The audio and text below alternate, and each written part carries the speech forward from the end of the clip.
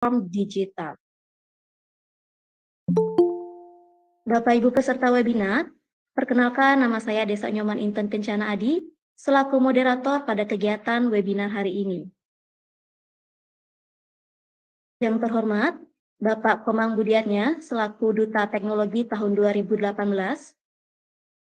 Yang saya hormati, Bapak Ibu narasumber yang luar biasa pada hari ini, dan yang saya hormati seluruh peserta webinar yang tergabung pada webinar pada hari ini.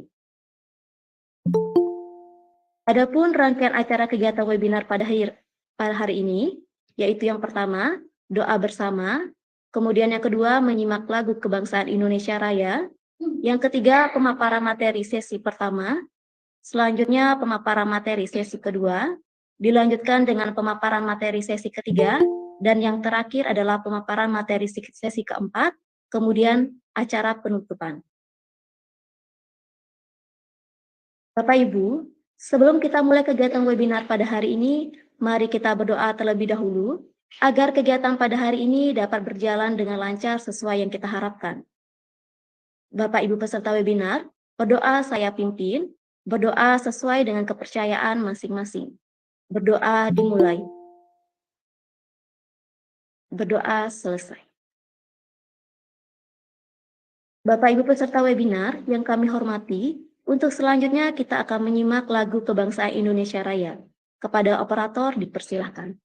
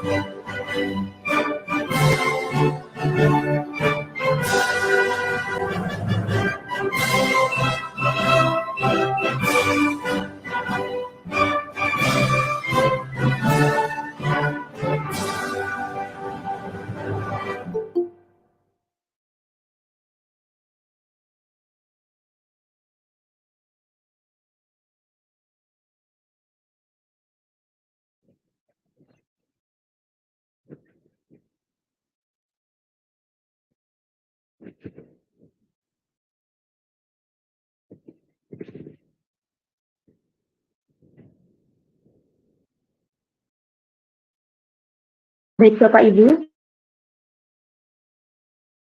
kita akan mendengarkan sambutan dan penguatan kita pada webinar hari ini, yaitu Bapak Komang Budiatnya selaku Duta Teknologi tahun 2018. Selamat pagi, Pak Komang.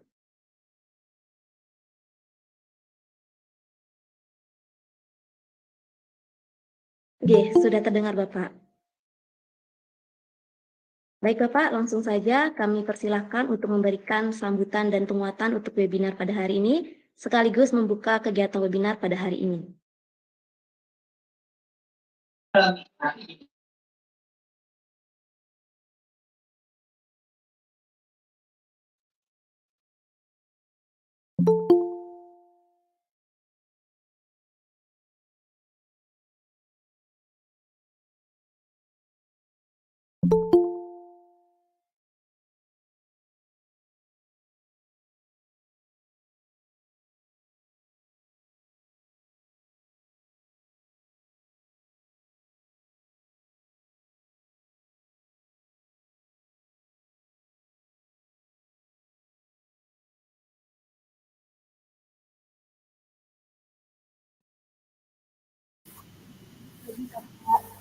Rama Surya, Pak. Rama Surya. Ya.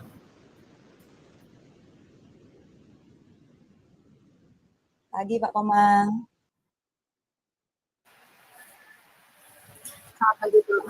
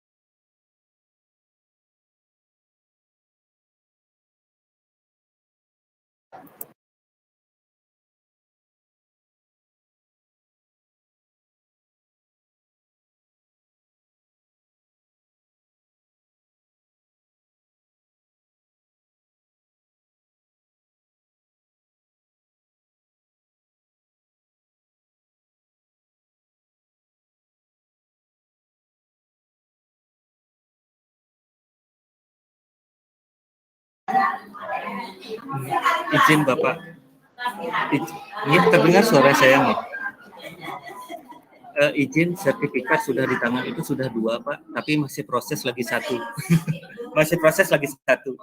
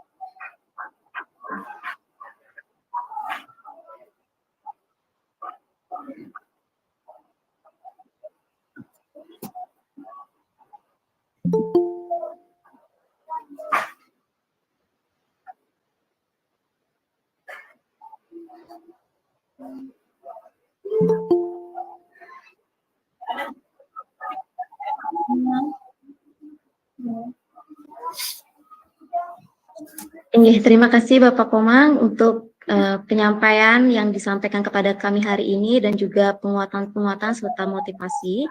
Sangat luar biasa sekali ya Bapak Ibu. Sebelumnya kami ucapkan terima kasih banyak kepada Bapak Komangnya karena telah meluangkan waktunya hari ini membersamai kami semua dalam kegiatan webinar serangkaian Bisik Pembatik. Baik Bapak Ibu, untuk agenda selanjutnya kita akan masuk ke pemaparan materi sesi pertama yang akan disampaikan oleh narasumber kita yang pertama, yaitu Ibu Siti Hajaria. Sebelumnya, mohon izin Bapak Ibu, saya menyampaikan terlebih dahulu secara singkat CV dari narasumber pertama kita.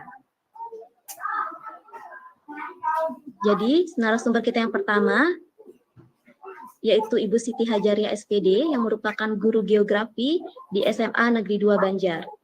Adapun pengalaman yang beliau miliki, yaitu yang pertama, sebagai sahabat rumah belajar Provinsi Bali tahun 2022, kemudian sebagai wakasiswaan SMK Kesehatan Karya Usada dari tahun 2017 sampai dengan tahun 2022, kemudian menjadi tim Sarpas SMA Negeri 2 Banjar.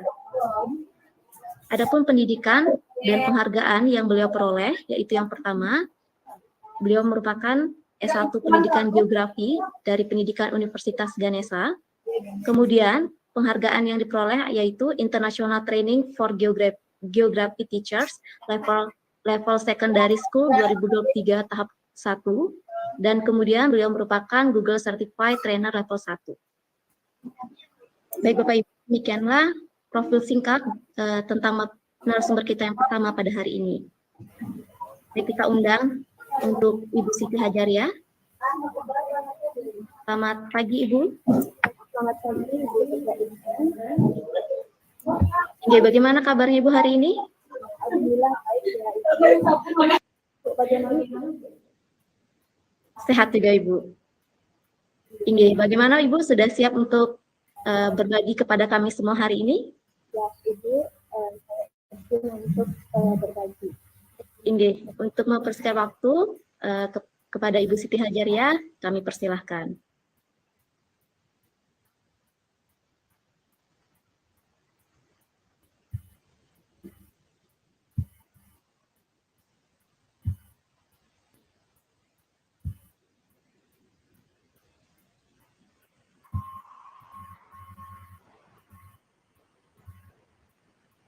Baik Bapak Ibu, apakah sudah muncul di layar Bapak Ibu?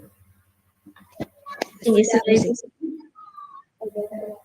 Sebelumnya, selamat pagi Bapak Ibu. Yang terhormat Bapak Komang Budi Atmana dan juga ada Bapak Agus nih. Yang saya hormati Bapak Ibu guru yang hebat. Izinkan saya untuk mempresentasikan kegiatan pembelajaran berdiferensiasi dengan memanfaatkan platform digital ini Kamka di SMA Negeri 2 Banjar.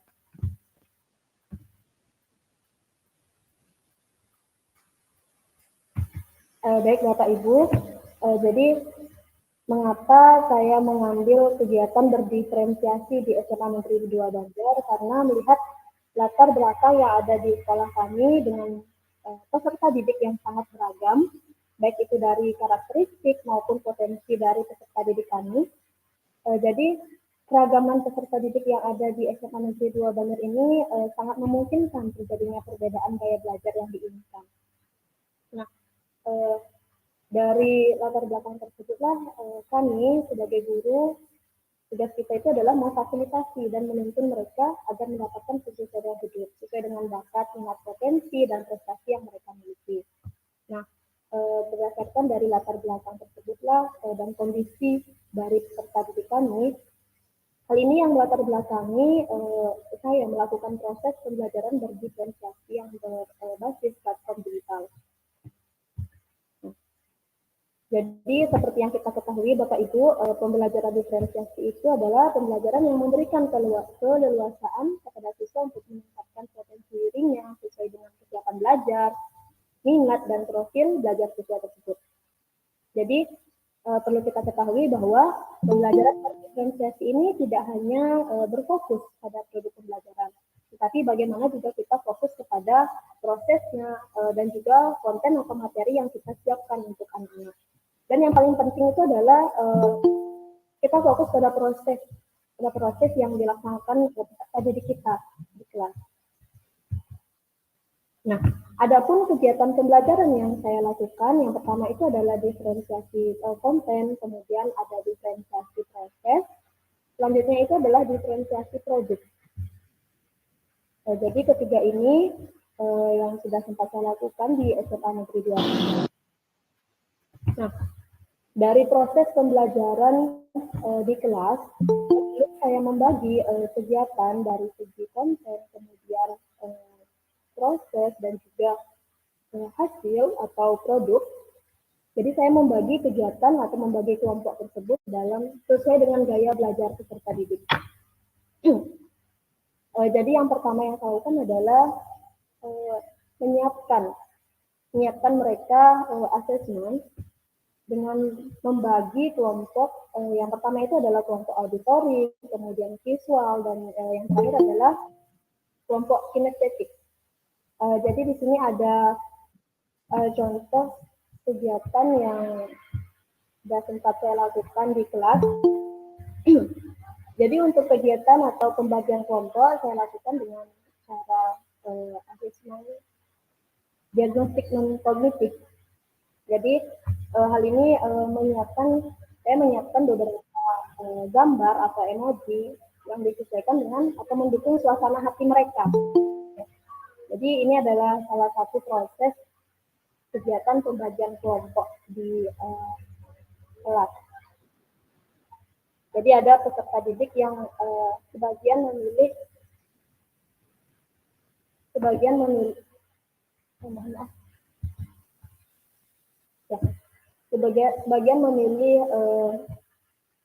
tim auditori, kemudian ada juga yang memilih visual, dan terakhir ada yang juga memilih tim atau kelompok kinestetik.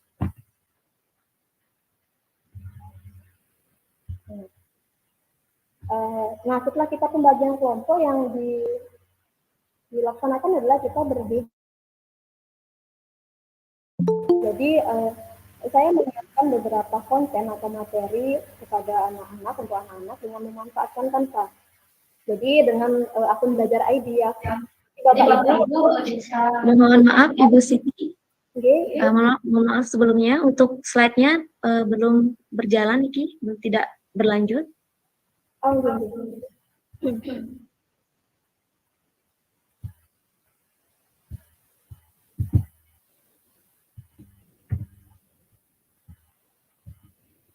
Stop share screen aja dulu Bu Siti, diulang lagi.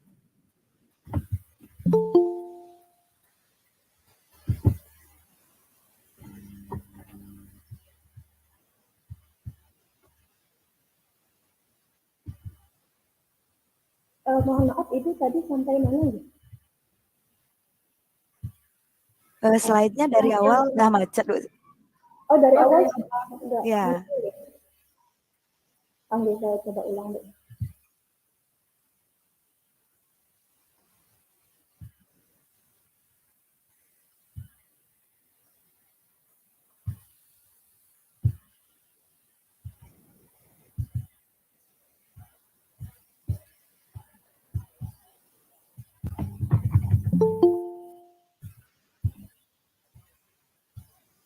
Jadi sambil menunggu Siti mempersiapkan, mungkin saya ingin menyapa-nyapa Bapak Ibu di sini ya yang sudah bergabung.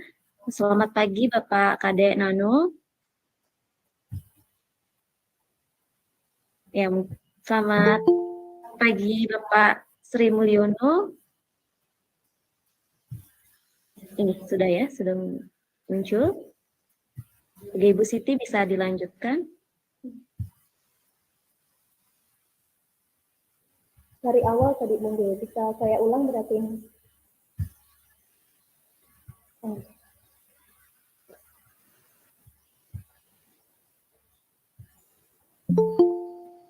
Sudah terlihat Ibu di layar? Ini sudah Ibu. Jadi kita tadi sampai ke pembagian kelompok nih Bapak Ibu. Jadi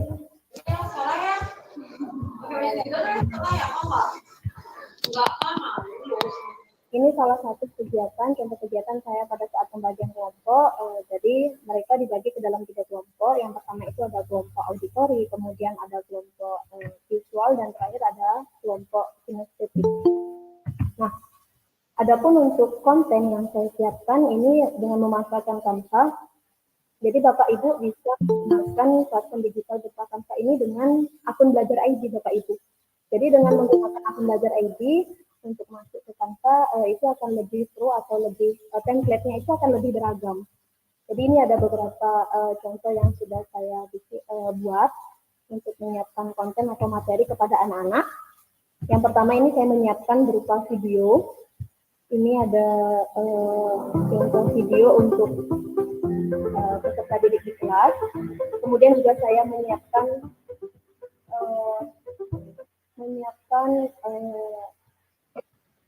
komik digital untuk anak-anak juga. Nah, kita akan lanjut ke diferensiasi proses, Bapak Ibu. Jadi dalam kegiatan proses ada beberapa perbedaan. Yang pertama itu pada saat mereka di tim auditori atau yang biasa kita kenal dengan peserta didik lebih menekankan kepada pembelajaran mendengarkan. Jadi dia akan lebih fokus jika akan mendengarkan penjelasan. Nah, ini saya bagi atau saya dalam proses mereka melaksanakan pembelajaran dengan tutor sebaya. Jadi mereka akan berdiskusi, kemudian ada salah satu di antara mereka yang akan menjelaskan yang lebih mengerti dengan materi tersebut akan menjelaskan kepada teman-teman mereka. Ini untuk tim auditori. Kemudian selanjutnya itu adalah tim atau kelompok visual. Jadi mereka menyiapkan atau belajar dengan cara menonton video. Kemudian setelah menonton video ada beberapa kegiatan lagi yang mereka lakukan. Nah, yang terakhir itu adalah kegiatan kinestetik. Jadi mereka langsung atau seperti yang kita ketahui bahwa kegiatan kinestetik ini adalah mereka langsung bergerak ya Bapak Ibu. Jadi pembelajaran yang dilakukan Bapak Ibu slide-nya tidak berpindah juga nih. Nih. Oke, masih macet. Tidak, mohon maaf. Baru mulai berpindah. Kelihatan nih. Ya. Ya. Jadi ini kegiatan diferensiasi proses. Ya. Ini salah satu. Nah, ini untuk kinestetik. Jadi anak-anak langsung terjun ke lapangan melihat untuk pada saat kegiatan tersebut untuk materi itu terkait dengan perairan. Jadi jenis perairan. Jadi mereka berinisiatif untuk terjun langsung ke lapangan melihat jenis-jenis perairan. Nah, salah satu jenis perairan yang terdekat kami dengan sekolah itu ada sungai Bapak Ibu. Jadi ini salah satu proses kegiatan anak-anak yang langsung terjun ke lapangan. Nah, selanjutnya diferensiasi produk. Nah, untuk kegiatan auditori karena mereka setelah berdiskusi, kemudian ada salah satu tutor sebaya mereka menjelaskan, selanjutnya mereka akan melaksanakan permainan. Jadi ini ada salah satu permainan yang dirancang juga oleh anak-anak. Jadi mereka bermain seru sekali Bapak Ibu. Nah, untuk yang kedua ini ada kegiatan visual. Jadi mereka membuat resume. Jadi dari materi yang sudah ditonton dari video yang sudah saya siapkan. Nah, yang terakhir untuk tim kinestetik, mereka mempresentasikan apa yang sudah mereka lihat, kemudian apa yang sudah mereka pelajari dari survei langsung atau terjun langsung ke lapangan. Seperti itu sedikit penjelasan terkait dengan pembelajaran yang sudah saya laksanakan di kelas. Jadi menurut Ki Hajar Dewantara, maksud pendidikan itu yaitu menuntun segala kodrat yang ada pada anak agar mereka dapat mencapai keselamatan dan kebahagiaan yang sejati-jatinya, baik sebagai manusia maupun sebagai anggota masyarakat. Jadi yang saya harapkan di sini dengan pembelajaran berdiferensiasi, peserta didik mampu menarik atau meningkatkan minat dan bakat mereka. Terima kasih Bapak Ibu. Demikian presentasi dari saya. Saya kembalikan waktunya ke Ibu Inten.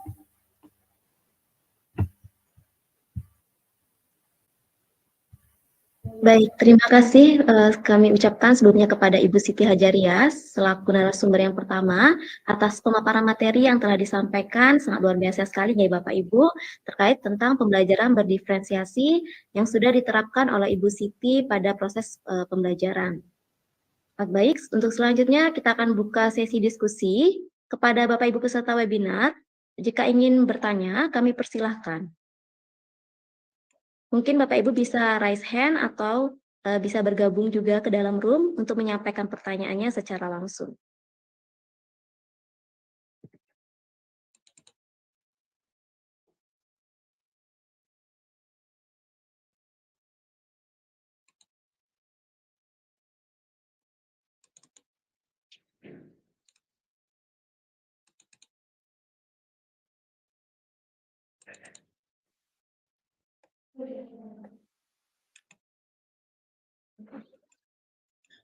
Ini Bapak Ibu, mungkin ada pertanyaan dari Bapak Dewa Made Yuda Andika. Baik Bapak, dipersilahkan secara langsung menyampaikan pertanyaannya. Baik, terima kasih. Mohon maaf, saya tidak terkendala untuk buka kamera, ya. Jadi, oke.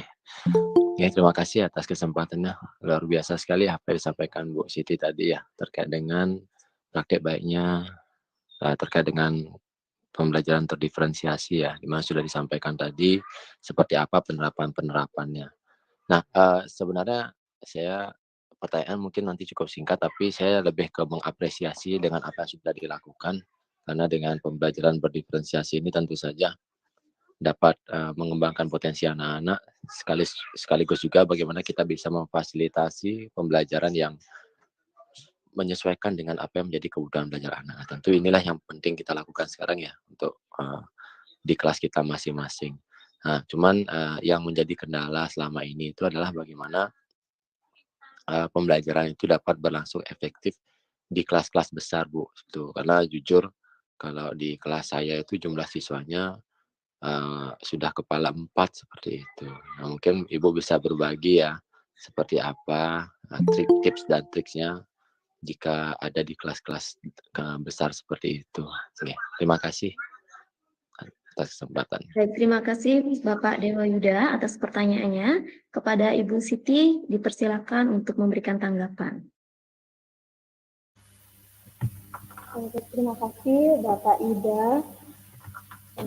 Terima kasih sekali atas apresiasi yang sudah diberikan. Jadi sebelumnya mohon maaf karena kebetulan di sekolah kami belum sampai ke kelas 4 ya Pak ya. Jadi kebetulan di sekolah kami itu sekitar 30 sampai 35-an untuk peserta didik. Cuman untuk menurut saya untuk menyikapi hal tersebut, kita mungkin bisa menyiasati dengan cara seperti yang sempat saya lakukan. Itu adalah dengan cara belajar kinestetik atau di diferensiasi prosesnya. Itu anak-anak misalkan ada beberapa yang memilih kegiatan belajar di luar. Jadi saya sempat melaksanakan juga sebagian anak-anak yang belajar di kelas visual, mereka belajar di kelas, kemudian sebagiannya lagi mereka akan langsung survei ke lapangan atau langsung melihat suasana di luar. Jadi itu yang sudah saya lakukan. Jadi kemarin hampir sekitar 10 peserta didik yang melaksanakan itu. Jadi kebetulan di sekolah kami berdekatan dengan sungai, jadi kebetulan jadinya untuk materi tentang perairan mereka bisa langsung keluar, begitu Bapak Yuda. Jadi dengan cara seperti itu mereka akan bersemangat sekali, apalagi yang suka aktif atau aktif bergerak ya Bapak, suka sekali mereka diajak.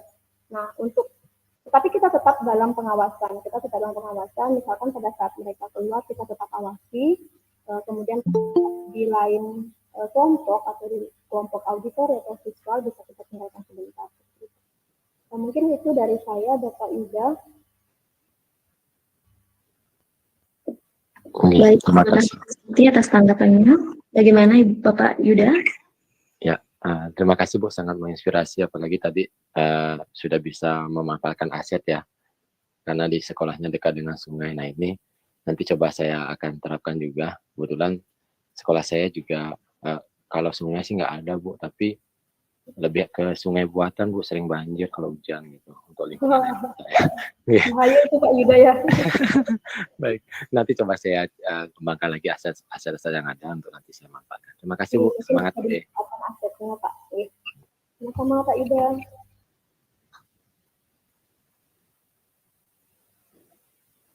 Baik, terima kasih untuk Bapak Yuda atas pertanyaan yang disampaikan. Selanjutnya untuk Bapak Ibu yang lain, jika ada pertanyaan kami persilahkan.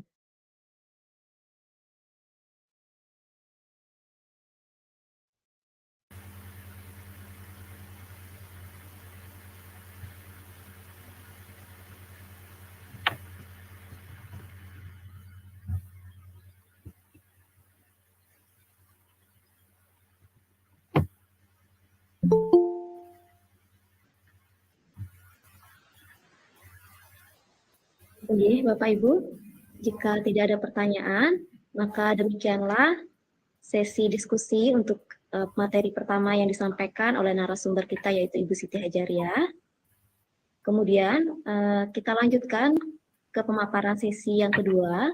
Sebelumnya terima kasih Ibu Siti atas penyajiannya dan juga sesi diskusi yang disampaikan. Sangat luar biasa sekali berbagi kepada kami hari ini ya.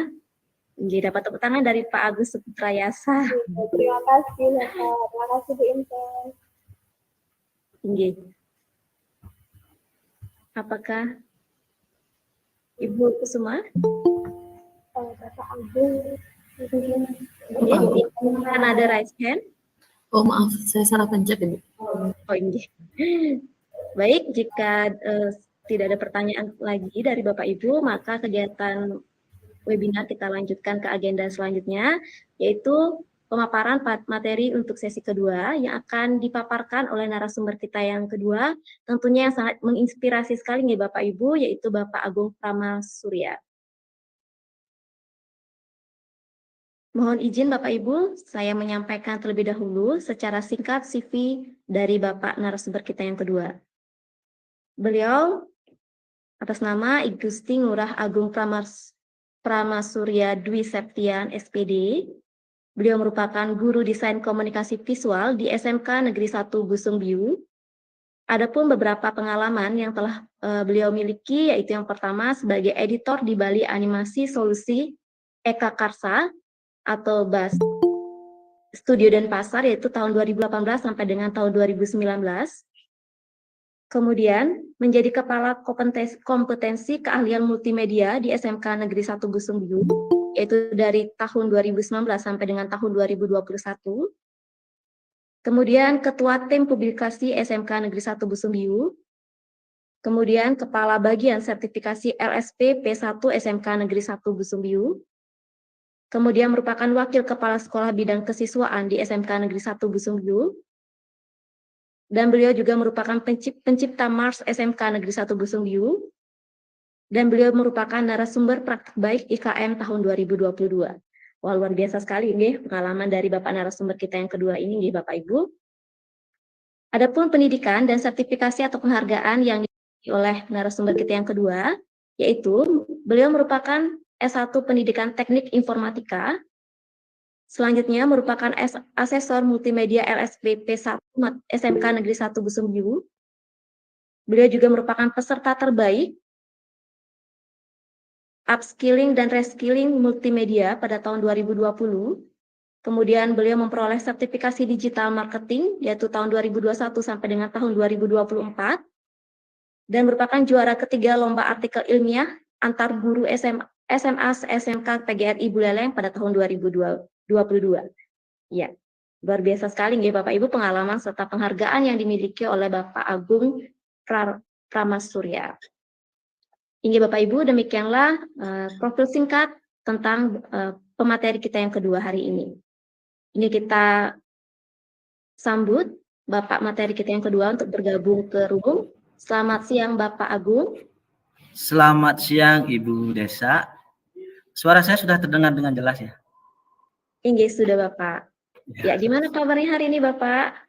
Hari ini saya sehat-sehat saja karena tadi pagi sudah makan nasi kuning 2 bungkus. Waduh, 2 bungkus nih Bapak ya. Satu Ya. ternyata tidak cukup.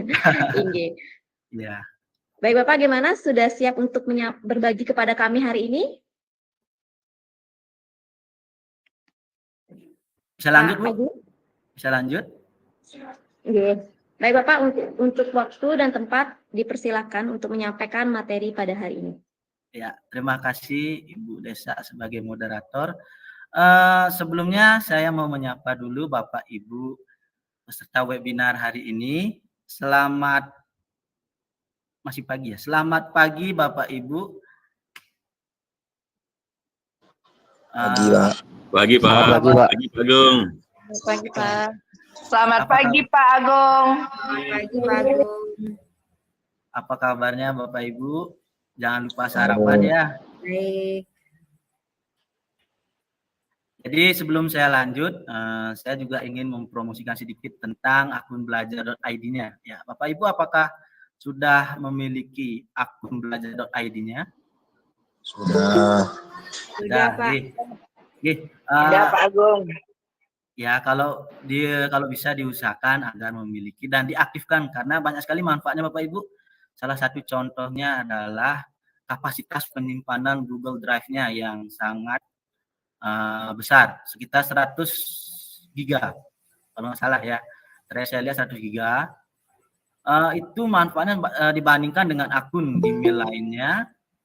Kalau akun Gmail itu biasanya memiliki kapasitas penyimpanan di Google Drive sekitar 15 giga, sedikit sekali dibandingkan dengan kapasitas penyimpanan Google Drive di akun belajar.id-nya. Jadi Bapak Ibu guru mohon segera memiliki dan mengaktifkan akun belajar.id-nya ya. Saya lanjut, mohon izin untuk share screen.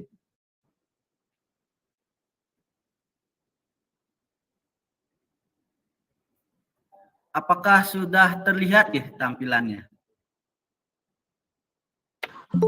On proses, Pak. Sudah. Proses ya. Oke, sudah ya. Oke, saya lanjut. Jadi untuk materi hari ini adalah yang ingin saya bagikan, praktik baik yang saya bagikan adalah bagaimana sebuah subak atau dalam konsep subak dalam pembelajaran berbasis proyek. Ya, jadi materi yang akan saya ceritakan pada hari ini saya bagi menjadi 4 materi, yaitu yang pertama situasi dan tantangan, kemudian yang kedua adalah aksi nyata, yang ketiga adalah refleksi, dan yang terakhir adalah tips. Oke, saya lanjut. Yang pertama, jadi Bapak Ibu guru, sebagai informasi bahwa saya adalah seorang guru kompetisi keahlian desain komunikasi visual atau DKV yang ada di SMK Negeri 1 Busimbiu. Dulu, sebelum kurikulum Merdeka, kompetisi keahlian kami bernama kompetisi keahlian multimedia. Tapi sejak ada kurikulum Merdeka, akhirnya berganti nama menjadi kompetisi keahlian komunikasi visual atau DKV. Nah, di sini kompetisi keahlian DKV ini merupakan kompetisi keahlian yang menuntut siswa untuk berpikir kreatif karena DKV seperti namanya saja desain komunikasi visual. Artinya apa? Artinya DKV ini harus menghasilkan suatu benda atau media untuk mengkomunikasikan pesan atau informasi kepada pembacanya melalui berbagai kekuatan visual dengan bantuan teknologi. Nah, dari sana saya selalu meminta siswa saya untuk mengerjakan proyek-proyek untuk berlatih meningkatkan skill desain mereka karena semakin banyak berlatih, menurut saya semakin banyak berlatih maka akan semakin meningkat pula skill desainnya. Dan dari permasalahan tersebut, dari pemaparan materi tersebut. Semangat, Pak Agung. Oke, saya lanjut. Dari pemaparan sebelumnya, saya mencoba menggunakan konsep subak, ya, konsep subak. Kenapa? Kenapa saya menerapkan konsep Subak dalam proses pembelajaran berbasis proyek yang ada di kelas saya? Yang pertama adalah ada namanya keberagaman. Jadi siswa memiliki minat yang berbeda di mana harus difasilitasi oleh guru dalam proses pembelajaran. Kemudian yang kedua adalah kerjasama. Jadi dengan adanya pembelajaran dengan konsep Subak ini, siswa perlu belajar untuk bekerja sama dan untuk membantu dan melengkapi tugas-tugas mereka. Yang ketiga adalah melakukan upgrade. Upgrade yang di sini adalah di mana siswa harus mencoba hal-hal baru atau pengetahuan baru di mana nantinya menjadi bekal saat mereka lulus nanti. Kemudian yang terakhir adalah meningkatkan soft skill. Jadi di soft skill di sini adalah yang saya maksud adalah bagaimana dia memantapkan soft skill yang ada pada diri mereka. Seperti contohnya adalah kemampuan leadership-nya, manajemennya, dan lain sebagainya. Lalu timbullah pertanyaan, kenapa harus Subak? Nah, kenapa harus Subak? Karena begini, saya menjelaskan dulu tentang Subak ya. Subak adalah suatu sistem irigasi tradisional yang ada di Bali dan salah satu bentuk dari kearifan lokal di Bali. Ciri khasnya itu adalah, kalau mungkin Bapak Ibu sering lihat, biasanya ini ada di daerah pedesaan. Kalau di Bali ada sawah yang berbentuk seperti berundak-undak dia. Jadi ada bagiannya berundak-undak. Nah, itulah yang disebut dengan sawah berbentuk subak. Namun subak ini adalah sebuah sistem organisasi. Ya. Kemudian subak ini memiliki tujuan yang jelas, yaitu untuk mengairi seluruh sawah yang ada di wilayahnya. Jadi sebagai informasi Bapak Ibu, untuk subak ini adalah tidak terikat desa adat maupun desa dinas. Jadi subak ini terikat dengan seberapa luas jangkauan irigasi dari sawah yang dialiri airnya. Seperti itu. Dan subak ini dipimpin oleh ketua yang bernama Pekaseh. Dan yang terakhir adalah memiliki ciri khas, yaitu dia suatu organisasi yang sosial, keagamaan, dan semangat bergotong royong. Nah, kenapa subak yang harus dipilih? Karena subak ini, seperti saya katakan tadi sebelumnya, itu adalah salah satu bentuk kearifan lokal Bali yang sudah lekat di kehidupan masyarakat Bali. Dan sebagai informasi Bapak Ibu, SMK Negeri 1 Busumbiu adalah sekolah yang terletak di daerah persawahan. Jadi siswanya banyak tinggal di dekat di sawah. Makanya dia sebenarnya siswa tersebut lekat dengan pertanian dan subak. Jadi saya rasa dengan adanya konsep seperti itu, saya rasa bisa menerapkan atau diintegrasikan dengan proses pembelajaran berbasis proyek yang saya adakan di kelas saya. Oke, saya lanjut. Hal ini yang saya lakukan. Jadi aksi nyata yang pertama saya lakukan adalah, jadi sebelum saya melakukan kegiatan ini, kegiatan pembelajaran, ini kan ada aksi nyata ini dalam yang saya lakukan ini adalah proses pembelajaran yang ada di kelas. Jadi pertama-tama ya, siswa sebelum mulai pembelajaran saya wajibkan untuk melakukan berdoa menurut agama, caranya dan kepercayaan masing-masing. Itu melekat dengan salah satu konsep subak, yaitu keagamaan, jadi berhubungan dengan Tuhan. Nah, saya lanjutkan lagi, ada sintak yang pertama adalah pertanyaan mendasar, yaitu guru memberikan topik ke siswa melalui aplikasi interaktif book. Jadi di sini Bapak Ibu, saat proses pembelajaran, saya membuatkan siswa sebuah media pembelajaran yang dibuat menggunakan platform aplikasi Lumi. Jadi aplikasi Lumi itu adalah aplikasi pembuat media pelajaran yang bisa diakses melalui online maupun offline dan bersifat gratis, Pak Ibu. Di sini saya membuatkan aplikasi tersebut secara semuanya saya buatkan online, dan interaktif atau buku interaktif ini saya kasihkan materi tentang branding. Jadi di sana siswa mempelajari dulu materinya. Setelah saya mempelajari materi, lalu saya meminta siswa untuk menyampaikan pendapat mengenai materi tersebut, dan menjelaskan dulu konsep proyek yang akan kita kerjakan. Nah, sebelum lanjut Bapak Ibu, jadi pembelajaran ini saya sudah terapkan, di mana saya meminta siswa berdasarkan permintaan dari unit produksi di sekolah kami untuk mempromosikan unit produksinya, yaitu unit produksi Smart Data Bank. Ya, dari sana pendapat siswa tersebut saya coba kenalkan aplikasi kepada siswa menggunakan aplikasi menti.com. Jadi sebuah aplikasi online yang bisa menyampaikan pendapatnya. Kemudian setelah siswa mulai mengerti, baru kemudian kita mulai menyusun rencana proyek yang akan kita kerjakan. Ya, rencana proyek yang akan kita kerjakan ini adalah pada saat pengisian konten dalam proyek tersebut, kami sudah memutuskan bahwa kami akan membuat dua bentuk media promosi, yaitu media promosi dalam bentuk poster maupun media promosi dalam bentuk brosur. Nah, dari sana saya minta siswa saya untuk membagi diri sesuai dengan kemampuan dan minatnya. Jadi mereka sudah membagi diri. Mulai ada, kalau misalnya ada yang ingin melakukan desain visualnya atau penataan layout, ada tim layoutnya.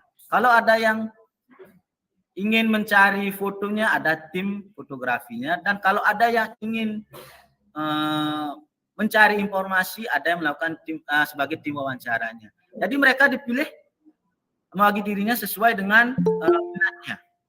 Dan mereka juga harus memilih seseorang yang menjadi ketua tim, di mana ketua tim tersebut harus bertanggung jawab dengan timnya. Jadi seperti itu. Dan ini konsepnya bisa diaplikasikan kalau dalam konsep Subak, sama seperti konsep Subak, di mana Subak itu kan dipimpin oleh seorang ketua. Nah, dari sana ketua itulah yang mengatur bagaimana jalan organisasi Subak tersebut berjalan. Jadi mulai dari pembagian airnya sampai permasalahan yang akan dihadapinya nanti. Kemudian langkah ketiga adalah membuat jadwal. Jadi guru dan siswa harus sepakat membuat jadwal dulu. Jadwal bagaimana perancangan proyek ini selesai. Misalnya posternya harus dikerjakan dalam waktu 1 minggu. Bagian apa yang harus dikerjakan masing-masing tim. Seperti itu Bapak Ibu. Kalau ini konsep Subaknya adalah bagaimana nanti seorang yang ada di organisasi Subak tersebut bisa memberikan atau membagi jadwal untuk mengairi sawahnya, masing-masing sawahnya, agar semuanya bisa teraliri air. Kemudian melakukan monitoring dan evaluasi peserta didik dan perkembangan proyek yang dijalankan. Tujuannya apa? Tujuannya agar siswa bekerja sesuai job desk-nya dan sesuai dengan penjadwalan. Jadi kalau siswa misalnya siswa yang bertugas di bagian foto untuk mencari fotonya, dia harus mengerjakan sesuai dengan jadwal. Jadi saya harus melakukan monitoring dan evaluasinya. Dan jika ada permasalahan, disinilah kita melakukan diskusi secara kekeluargaan dan tidak menimbulkan sengketa. Nah, seperti konsep Subak sebelumnya, yaitu kalau ada permasalahan di Subak pasti diselesaikan secara kekeluargaan. Kemudian yang langkah selanjutnya adalah pengujian hasil. Jadi sebelum saya menilai hasilnya, saya harus melakukan uji hasil proyek tersebut supaya ada quality control-nya. Sama seperti Subak, kalau konsep Subak tersebut semua sawah teradili, tidak ada yang lebih, tidak ada yang kurang. Nah, disinilah fungsi konsep Subaknya, jadi bisa semuanya mendapatkan air yang merata. Kemudian yang terakhir adalah evaluasi pengalaman, di mana siswa menceritakan pengalaman saat menjalankan proyek dan melakukan refleksi ke depannya ingin seperti apa proyeknya. Jadi seperti itu Bapak Ibu. Hasilnya yang bisa saya katakan adalah pembelajaran menjadi tidak monoton karena siswa mulai belajar menggunakan media pembelajaran yang baru dikenalnya. Jadi Bapak Ibu, karakteristik siswa saya adalah dia kalau diberikan sesuatu yang baru, mereka akan bersemangat. Ya, jadi situ karena sudah mengenal aplikasi yang baru, jadi mereka bersemangat lagi untuk belajar. Seperti itu. Kemudian siswa bisa berkomunikasi dan bekerja sama dengan rekan-rekannya. Yang ketiga adalah mulai terlihat beberapa siswa yang memiliki kemampuan leadership dan manajemen. Dan yang terakhir adalah secara tidak langsung mereka belajar mengenal kearifan lokal mereka, yaitu tentang subak. Nah, dari sekian penjelasan saya, kenapa saya juga menerapkan PJBL? Jadi mohon izin berbagi Bapak Ibu, seperti yang dikatakan Ibu moderator sebelumnya, terus terang saya sangat beruntung bisa pernah bekerja di studio animasi Bali, studio animasi yang ada di Bali. Jadi di sana saya mengetahui bagaimana cara kerja mereka. Jadi dengan banyaknya pegawai, mereka bisa menghasilkan suatu produk animasi yang berkualitas. Dari sana saya melihat, oh ternyata pembelajaran yang cocok untuk kelas saya, yaitu kelas produktif di DKV, itu adalah pembelajaran yang menggunakan model project berbasis, pembelajaran berbasis project. Jadi di sana sudah jelaskan sintaks-sintaksnya. Makanya seperti itu Bapak Ibu, kenapa saya menerapkan itu dan saya integrasikan juga dengan kearifan lokal yang ada di daerah sekitar kita, atau di Bali.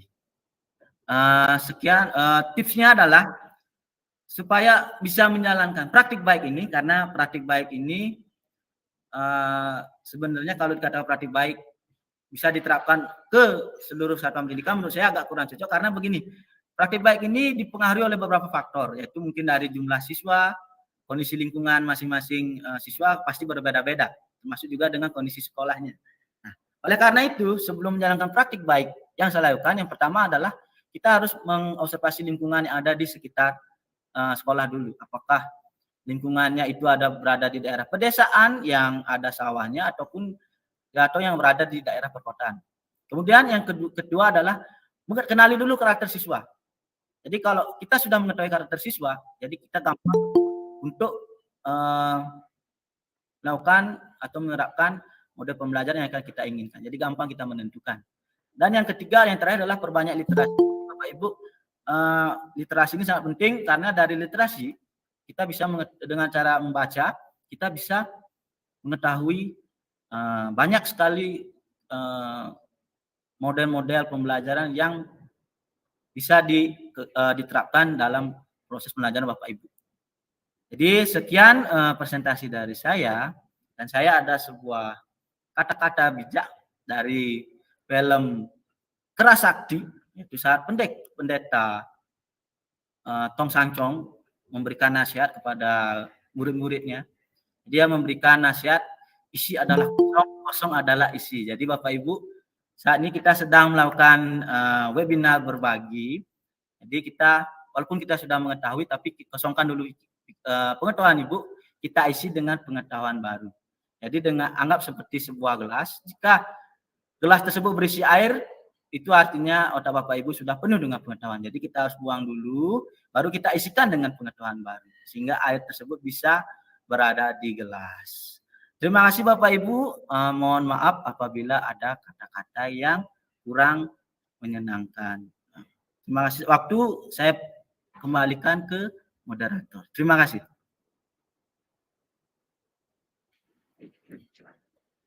Baik, terima kasih banyak Pak Agung.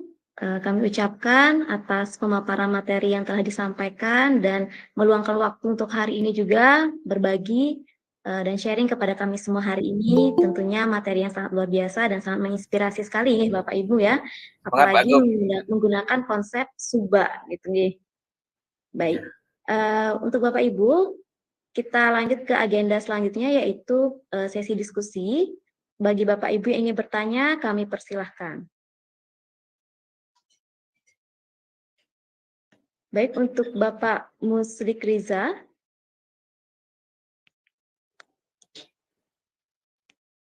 Atau Bapak Ibu yang lain? Bapak Imade Soma, bagaimana? Karena raise hand. Apa ada pertanyaan?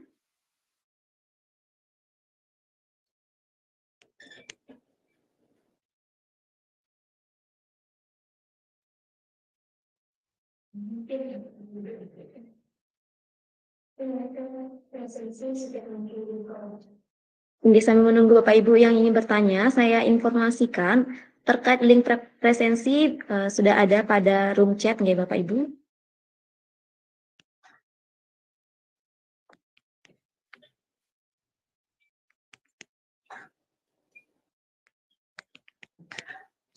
Baik, ada pertanyaan Bapak Agung dari Bapak Muslik Riza. Mohon maaf nih Bapak jika mungkin ada salah penyebutan nama.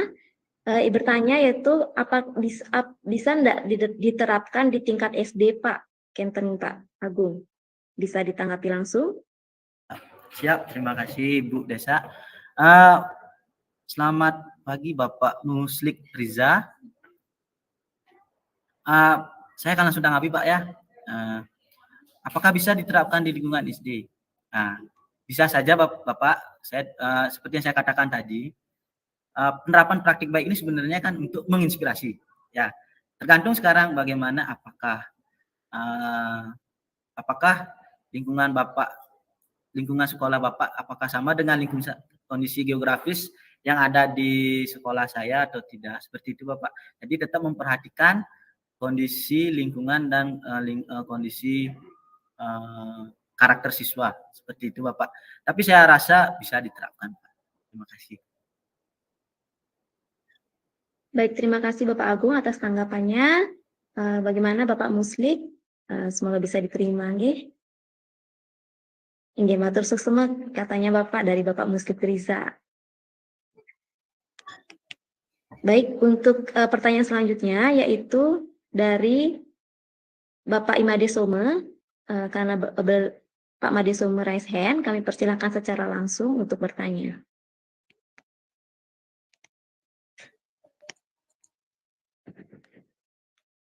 Baik, Bapak Made Some bisa bergabung menyampaikan pertanyaannya.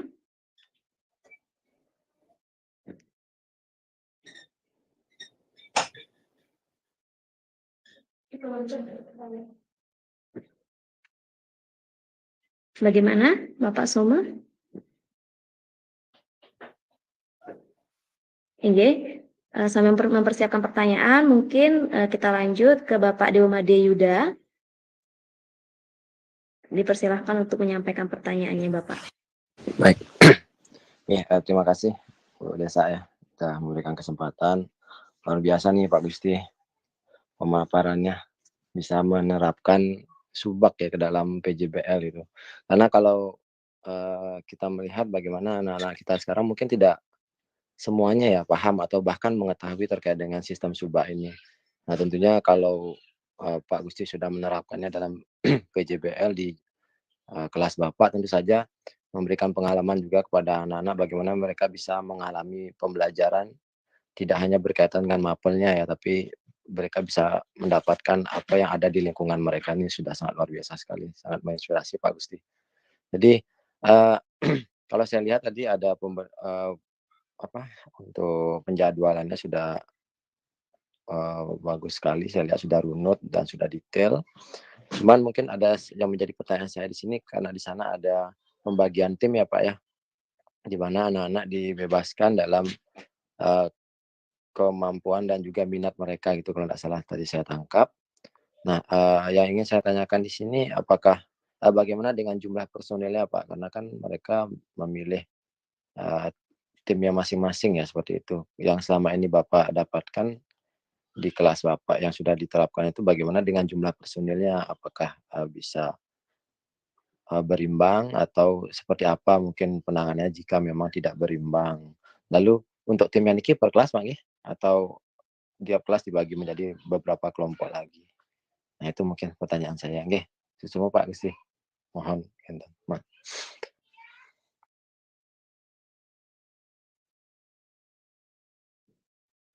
Baik, suksema Bapak Dewmade Yuda atas pertanyaannya. Untuk Pak Agung bisa langsung ditanggapi. Baik, terima kasih Bu Desa. Terima kasih juga Pak Dewmade. Saya langsung tanggapi Pak ya. Untuk jumlah pembagian timnya, jadi saya katakan dulu Pak ya, kenapa saya mencoba dan sudah mulai menerapkan pelajaran seperti itu, karena begini Pak, jumlah siswa saya di kelas yang saya ajar di kelas FDKV itu hanya 10 orang, Pak. 10 orang, jadi saya lebih mudah, jadi rasanya lebih mudah untuk menerapkannya. Sedangkan untuk pembagian job desk-nya masing-masing tim, saya minta mereka untuk berimbang dulu. Jadi karena ada 10, satu orangnya menjadi ketua, berarti setiap tim bisa saya bagi atau mereka bagi secara berimbang. Jadi ada yang beranggotakan 2 orang, ada yang beranggotakan 3 orang. Seperti itu Pak Dewa. Jadi karena kembali saya katakan tadi, praktek baik ini bisa saya lakukan karena melihat juga dengan kondisi jumlah siswanya. Seperti itu Pak Dewa. Terima kasih Bapak Agung atas tanggapannya. Bagaimana Bapak Dewa Madeyuda? Oke, terima kasih. Berarti kalau melihat jumlahnya itu kan sudah untuk satu kelompok berarti Pak dengan berbagai macam pembagian tim. Jadi kalau misalkan untuk siswa jumlah besar itu seperti kepala 4 yang tadi mungkin kita bagi menjadi banyak beberapa kelompok tapi timnya itu tetap menyesuaikan seperti tadi kan Pak ya. Ya, gini Pak, boleh saya saling berbagi juga ya? Boleh Pak. Gini Pak, kayak seperti saya katakan tadi kan, saya sebenarnya beruntung bisa bekerja dalam studio animasi. Jadi studio animasi yang ada di Bali ini, yang di Denpasar, itu jumlah pegawainya sekitar 200 orang Pak. Jadi tergantung juga proyek yang dikerjakan Pak. Karena kemarin karena ini studio animasi kan mereka membuat sebuah film animasi. Jadi tentunya membutuhkan berapa banyak orang Pak. Jadi ada yang bertugas menjadi bagian animatornya, ada yang bertugas menjadi render saya lupa namanya, ada rendernya, ada yang bertugas juga menjadi editornya. Jadi mereka sudah dibagi-bagi sesuai job desk. Karena apa? Karena proyek yang mereka kerjakan membutuhkan jumlah orang yang banyak juga seperti itu. Karena yang kalau punya saya di sini, proyek yang saya kerjakan di sini adalah proyek pembuatan poster. Rasanya dengan 10 orang bisa dikerjakan seperti itu Pak. Tergantung juga dengan tingkat kesulitan proyek yang akan dikerjakan oleh siswa. Seperti itu Pak Dewi. Oke. Berarti kalau misalkan jumlahnya banyak mending proyeknya dibesarin itu Pak ya kayak tadi ya. Iya, proyeknya agak lebih disukarkan lah kesulitannya seperti itu. Baik. Terima kasih Pak atas jawabannya. Nanti akan saya coba terapkan di kelas ya. Semangat Pak. Ayo Pak Dewi. Baik, alot sekali nggih diskusi antara Pak Agung dengan Pak Yuda ya, saling sharing juga nggih Bapak Ibu. Mungkin Bapak Ibu yang lain juga memiliki permasalahan yang sama atau kendala yang sama di sekolah Bapak Ibu sendiri dengan Bapak Made Yuda. Nggih, kita lanjut nih Bapak Ibu diskusinya. Niki Pak Agung ada pertanyaan melalui room chat dari Bapak Kadek Nano, yaitu bagaimana peranan sekolah dalam mendukung program Bapak, Kenten Pak. Nggih, bisa ditanggapi Bapak Agung. Ya, terima kasih Ibu. Nah, Pak Kadek Nano yang bertanya gini, niki teman saya di sekolah Bu. Jadi tadi saya barengan sarapan Bu. Kalau saya 2, bapaknya 4 makan nasi bungkusnya. Jadi peran sekolah tentang sekolah mendukung sekali kegiatan saya karena Bapak Kepala Sekolah saya sangat visioner Bu. Ya, jadi dia membebaskan guru-guru untuk melakukan inovasi-inovasi dalam proses pembelajaran seperti itu. Jadi sekolah sangat mendukung, mulai juga dengan Bapak guru, rekan-rekan guru lainnya, rekan-rekan guru pegawai, semua sangat mendukung program saya. Jadi banyak juga yang hadir teman-teman saya juga di sini. Mungkin dari 30 guru dan 51 jumlah guru dan pegawai yang mungkin yang hadir sekitar ya lebih 30%-nya. Seperti itu. Inggih, Bapak Agung, terima kasih atas tanggapannya. Mungkin Bapak Kadek Nano bisa diterima nggih untuk tanggapannya. Oh, ini ada pesan dari Pak Kadek Nano, Pak. Tetap semangat Pak Agung, terus berinovasi dan kreatif. Wah, dapat supporter langsung nggih Pak. Dari teman satu kantor nggih Pak. Iya, terima kasih Bapak Musik Risa untuk apresiasi yang diberikan. Inggih, Bapak Ibu, Apakah masih ada pertanyaan lagi terkait materi yang disampaikan oleh Bapak Agung?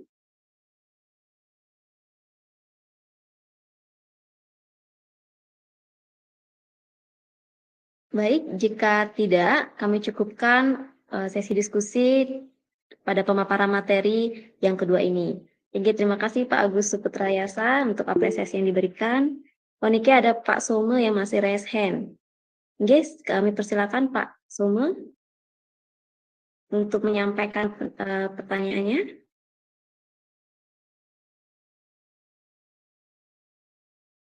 Bagaimana? Atau salah pencet mungkin ya Pak Somo nggih. Nggih, jika tidak ada lagi, demikianlah pemaparan materi dan sesi diskusi terkait materi yang kedua. Terima kasih banyak Bapak Ibu atas pertanyaan dan tanggapannya serta support yang telah diberikan pada webinar hari ini. Terima kasih juga untuk telah bergabung pada webinar hari ini. Kami ingatkan untuk presensi sudah kami sampaikan melalui room chat. Baik Bapak Ibu, kita lanjutkan untuk pemaparan sesi yang ketiga, yaitu yang akan disampaikan oleh narasumber kita yang ketiga, yaitu Ibu Kusuma Dewi. Mohon maaf, untuk pemaparan sesi yang ketiga, narasumber kita yang ketiga adalah Ibu Made Setianingsih. Baik, sebelumnya Bapak Ibu, saya mohon izin untuk menyampaikan terlebih dahulu secara singkat CV dari narasumber kita yang ketiga, yaitu Ibu Made Setianingsih. Baik, narasumber kita yang ketiga, yaitu Nimade Setianingsih SPDGR. Beliau merupakan guru kelas 5 di SD Negeri 1 Bakti Srage. Adapun beberapa pengalaman yang beliau miliki, yaitu yang pertama, beliau merupakan guru penggerak Angkatan 5. Beliau merupakan sekretaris KKG Guru Kelas Tinggi Kecamatan Buleleng. Kemudian beliau merupakan ketua komunitas Smart SD 1 Bakti Srage. Kemudian beliau merupakan anggota IGI Provinsi Bali dan juga merupakan anggota PGRI. Adapun pendidikan, sertifikasi atau penghargaan yang beliau merupakan S1 PGSD Universitas Pendidikan Ganesha. Beliau mendapatkan piagam juara 3 OGM tingkat Kabupaten Buleleng tahun 2018 dan beliau memiliki sertifikat pembekalan narasumber berbagi praktik baik angkatan 3. Hingga Bapak Ibu, demikianlah profil secara singkat tentang Ibu Made Setianingsih. Ya, kita undang Bapak Ibu narasumber kita yang ketiga ke dalam bergabung ke room. Selamat siang Ibu Setianingsih. Selamat siang Bu Desa. Suara yang terdengar jelas ya? Hingga terdengar Ibu. Ya, bagaimana Ibu hari ini? Siap dan semangat? Ya, harus semangat walaupun meriang. Ini suara masih bengek. Waduh, ya berarti Ibu walaupun dalam kondisi yang kurang fit masih tetap nggih Bapak Ibu nggih membersamai kami di sini pada hari ini untuk berbagi ilmunya nggih Bapak Ibu. Baik, langsung saja Ibu, jika sudah siap kami persilahkan untuk berbagi bersama kami hari ini. Oke, terima kasih Bu Desa. Izin share screen nggih Bapak Ibu.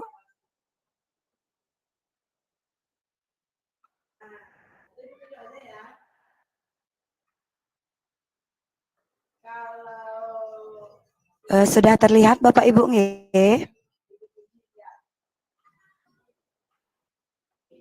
Tinggi sampur Ibu. Nggih. Sebelumnya terima kasih atas waktu yang diberikan dan mohon maaf niki suara tiang lagi serak-serak basah. Nah, untuk sharing praktek baik hari ini tiang ngambil topik yaitu pembelajaran berdiferensiasi dengan asesmen word wall. Nah, rekan tiang yang 2 orang tadi, Bu Siti dengan Pak Agung, mungkin dari tingkat SMA dan SMK, kalau tiang sendiri dari tingkat SD. Nah, pembelajaran berdiferensiasi yang tiang terapkan di tingkat SD, tiang mulai dari mengapa pembelajaran berdiferensiasi. Nah, pembelajaran berdiferensiasi sendiri merupakan pembelajaran yang dikembangkan untuk merespon kebutuhan murid dalam belajar, yang bisa berbeda-beda, meliputi kesiapan belajar, minat, potensi, atau gaya belajarnya. Nah, mengapa pembelajaran berdiferensiasi? Karena pembelajaran berdiferensiasi mampu memfasilitasi keberagaman yang dimiliki oleh peserta didik. Nah, langkah pertama yang Tiang lakukan sebelum merencanakan pembelajaran berdiferensiasi.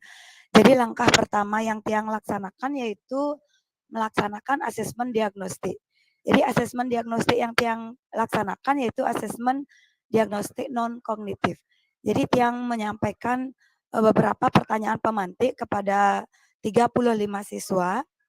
Nah, dari pertanyaan pemantik tersebut Tiang dapat kelompokkan peserta didik dari hasil jawabannya berdasarkan profil belajar. Jadi asesmen diagnostik yang Tiang gunakan itu Tiang gunakan acuan untuk mengelompokkan peserta didik berdasarkan profil belajar. Didapatlah profil belajar visual dan kinestetik. Nah, tahapan implementasi pembelajaran dari praktik baik yang Tiang laksanakan, yang pertama itu dari mengucapkan salam, kemudian melaksanakan absensi, kemudian persepsi dan ice breaking, menyampaikan tujuan pembelajaran ke pembelajaran inti, dan terakhir kegiatan penutup. Nah, Tiang langsung mulai dari kegiatan inti diferensiasi proses. Jadi kegiatan inti yang Tiang laksanakan melalui diferensiasi proses, yaitu mengelompokkan siswa berdasarkan profil belajar, yaitu visual dan kinestetik. Ini Tiang kelompokkan berdasarkan asesmen diagnostik yang sudah Tiang laksanakan sehari sebelum melaksanakan pembelajaran. Kemudian dilanjutkan untuk proses visualnya. Jadi pembelajaran ketika peserta didik berada dalam kelompok visual, Tiang menyajikan PPT. Jadi peserta didik memperhatikan PPT yang dipresentasikan timnya secara bergiliran. Jadi ketika PPT sudah ditayangkan, peserta yang ada di kelompok visual, mereka akan secara bergiliran menyampaikan apa yang ada di dalam PowerPoint. Jadi materi-materi yang ada di PowerPoint mereka akan sampaikan. Kemudian teman-teman yang ada di kelompok visual akan memperhatikan media yang ada di PowerPoint serta mencatat dalam lembar LKPD. Sebelumnya Tiang juga sudah bagikan lembar LKPD kepada peserta didik. Untuk selanjutnya, kelompok berdiferensiasi proses kinestetik, yaitu siswa yang kinestetik membuat peta konsep dengan mencari informasi terkait gambar keragaman budaya yang ditempel di seputaran dinding kelas. Jadi untuk kinestetik sendiri, Tiang sudah siapkan media-media yang Tiang tempel di dinding-dinding yang ada di kelas. Jadi Tiang manfaatkan dinding yang ada di kelas untuk menempel materi terkait dengan keragaman budaya. Nanti dari gambar yang dibawa oleh peserta didik akan membuat peta konsep. Nah, peta konsep tersebut akan berisi gambar-gambar terkait keragaman budaya. Untuk materinya sendiri ada di dinding yang tempel sebelumnya. Nah, melakukan pengawasan. Jadi ketika peserta didik mencari atau menempel gambar-gambar yang ada untuk dijadikan peta konsep, mereka akan berkeliling di setiap dinding. Jadi tugas guru yaitu memberikan bimbingan yang mengalami masalah dalam pembelajaran. Karena ada beberapa siswa mungkin yang merasa tidak ketemu materi yang ada dalam gambar. Jadi tugas yang di sana hanya memberikan bimbingan dan melakukan pengawasan. Begitu juga di kelompok visual yang juga melakukan pengawasan ketika peserta didik melakukan presentasi di PowerPoint. Nah, untuk diferensiasi produknya sendiri, kelompok satu yang memang dia kelompok visual, jadi dia akan menyampaikan hasil belajarnya setelah memperhatikan PPT yang ada di layar. Jadi dia menyampaikan lembar LKPD yang Tiang bagikan sebelumnya dalam bentuk tabel. Jadi dia menyampaikan hasil setelah memperhatikan PPT yang ada di layar. Untuk diferensiasi produk di kelompok 2, mereka akan melakukan presentasi peta konsep yang dibuat dengan kelompoknya. Mereka akan mempresentasikan keragaman-keragaman budaya yang mereka dapatkan yang sudah ditempel di dalam peta konsepnya. Nah, untuk asesmen formatifnya, setelah peserta didik melakukan presentasi, baik yang visual ataupun kelompok kinestetik, Tiang akan arahkan peserta didik untuk membuka Chromebook. Kebetulan sekolah kami dapat bantuan 15 Chromebook yang kami berdayakan untuk proses pembelajaran. Jadi Tiang sudah rancang game di platform Wordwall. Game yang Tiang rancang di platform Wordwall, peserta didik akan mengaksesnya di Chromebook. Jadi karena Chromebooknya terbatas, hanya ada 15, jadi ada yang 1/3, ada yang 1/2. Nah, asesmen formatif sendiri Tiang gunakan sebagai acuan dalam perbaikan proses pembelajaran. Apakah pembelajaran yang Tiang laksanakan baik berdiferensiasi secara proses atau produk dapat dimaknai oleh peserta didik. Ternyata hasil yang didapat itu murid sangat antusias dan pembelajaran lebih bermakna dilihat dari hasil yang dicapai murid. Jadi ketika asesmen yang dilakukan menggunakan platform Wordwall itu memotivasi peserta didik. Jadi karena kesannya seperti bermain game, jadi peserta didik merasa sangat senang dan pembelajaran jadi lebih bermakna. Nah, untuk kegiatan selanjutnya yaitu merangkum pembelajaran. Jadi membimbing siswa untuk memahami dan memaknai pembelajaran dengan pertanyaan pemantik dan menyimpulkan pembelajaran bersama-sama. Jadi kegiatan merangkum pembelajaran Tiang awali dengan memberikan pertanyaan-pertanyaan terkait materi. Dari pertanyaan-pertanyaan yang Tiang berikan,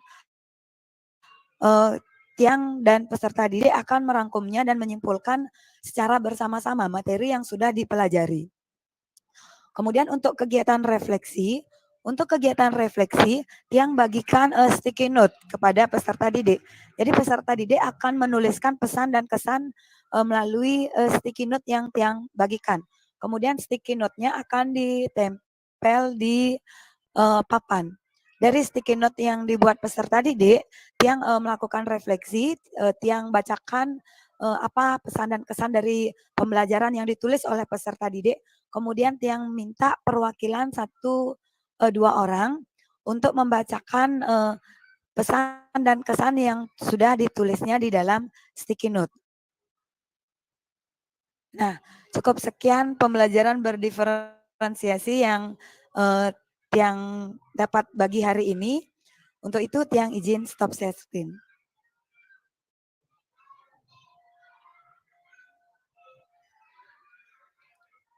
Oke, terima kasih Bu Desa. Mungkin itu saja yang bisa Tiang sampaikan terkait praktek baik yang sudah Tiang laksanakan. Baik, terima kasih Ibu Setianingsih atas pemaparan materi yang disampaikan dan berbagi kepada kami hari ini. Untuk selanjutnya Bapak Ibu, kita akan lanjutkan ke sesi diskusi. Bagi Bapak Ibu yang ingin bertanya, kami persilahkan baik melalui room chat ataupun secara langsung.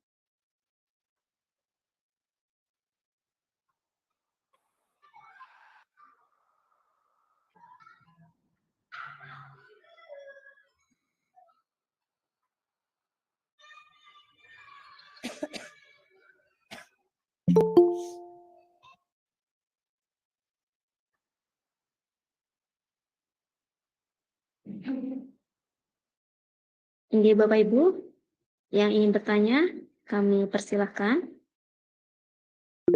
Ini pertanyaan dari Bapak Dewa Made Yuda.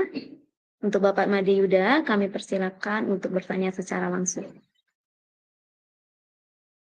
Baik, terima kasih Bu Desa. Terus nih saya dapat kesempatan nih. Semoga nggak bosan ya dengar suara saya Bapak Ibu sekalian. Kalau di kelas Pak Made Yuda ini termasuk siswa aktif ya? Berarti banyak poinnya nih Ki. Ya kebetulan banyak pertanyaan Bu di dalam benak saya gitu. Jadi kalau nggak saya ungkapin nanti takutnya agak susah ke belakang. Oke, terima kasih maaf nih Bapak Ibu bercanda. Jadi luar biasa ya tadi Bu Nimade Setianingsih sudah memaparkan terkait dengan penerapan Wordwall ya Bu ya. Jujur kalau kita melihat anak-anak, kalau Ibu kan di SD Bu ya, tentu mereka sangat suka dengan permainan. Ya jangankan di SD Bu, di SMA pun saya terapkan ini, anak-anak juga sangat antusias ketika diterapkannya gamifikasi seperti ini. Bahkan mereka terus minta Pak lagi game gitu, sehingga nanti evaluasi asesmen di sumatifnya nanti akan saya pakai game aja gitu biar aspeknya merasa bahwa itu merupakan suatu beban untuk mereka mendapatkan asesmen. Luar biasa Bu Made ya. Jadi terkait dengan penerapan Wordwall-nya sudah memanfaatkan teknologi, dan kalau saya lihat tadi sudah lengkap juga dengan refleksi nih, luar biasa. Jadi setiap pembelajaran tuh dilengkapi dengan refleksi, tentu itu akan menjadikan perbaikan kita ke depannya terkait dengan apa yang sudah baik dan apa yang dapat kita tingkatkan lagi. Nah, yang menjadi pertanyaan saya di sini, Ibu, kalau tidak salah tadi Ibu terapkan diferensiasinya berdasarkan profil belajar ya Bu ya. Jadi anak-anak dikelompokkannya, ada yang auditori, visual, kinestetik seperti itu. Ada yang tadi gerak-gerak juga keliling kelas itu. Nah, ini tentu sangat bermanfaat bagi anak-anak, khususnya ketika ada anak-anak yang teridentifikasi nggak mau diam di meja, di tempat duduknya. Nah, itu luar biasa sekali. Jadi sudah sesuai dengan apa yang menjadi profil belajar. Nah, di sini yang saya ingin tanyakan, dari dasar apa yang Ibu gunakan untuk memetakan kelompok anak-anak berdasarkan profil belajar itu, kenapa sejauh mana tingkat urgennya ya Bu ya terkait dengan itu. Kemudian apakah ada dampaknya, misalkan karena kan kalau kita melihat kebutuhan belajar kan ada 3 Bu ya, ada profil, ada kesiapan, dan juga minat seperti itu. Ada nggak dampaknya terkait dengan kebutuhan yang lain? Misalkan apakah kebutuhan kesiapannya atau kebutuhan minatnya tidak terpenuhi atau belum terfasilitasi, mungkin bisa disampaikan juga untuk menguatkan pemilihan kelompoknya nih ke. Kemudian kalau saya lihat tadi untuk tugasnya berarti per kelompok ya Bu ya, karena sudah dipresentasikan juga. Nah, kemudian kalau saya melihat Wordwall-nya digunakan untuk asesmen formatif ya Bu ya. Dari sana yang disasar itu apa Bu ya untuk asesmen formatifnya. Kemudian tindak lanjutnya juga seperti apa.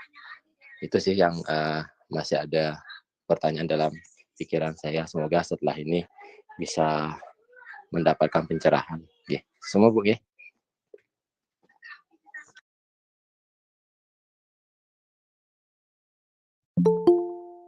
Baik, terima kasih Bapak Made Yuda atas pertanyaannya. Untuk Ibu bisa ditanggapi.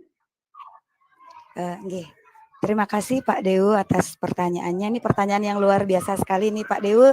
Kebetulan guru SMA nggih. Yang di sini seperti yang Tiang sampaikan tadi, untuk pengelompokan sesuai dengan profil belajar yang lakukan asesmen diagnostik non kognitif. Dari asesmen diagnostik non kognitif tersebut yang dapat data pengelompokan berdasarkan visual dan kinestetik dari gaya belajar peserta didik. Nah, urgennya karena kita tahu peserta didik di SD itu memiliki aktivitas yang sangat luar biasa. Jadi dari siswa Tiang sendiri itu ada anak yang memang seperti yang tadi disampaikan oleh Pak Dewo, itu memang ada anak yang susah sekali untuk diajak duduk manis ketika belajar.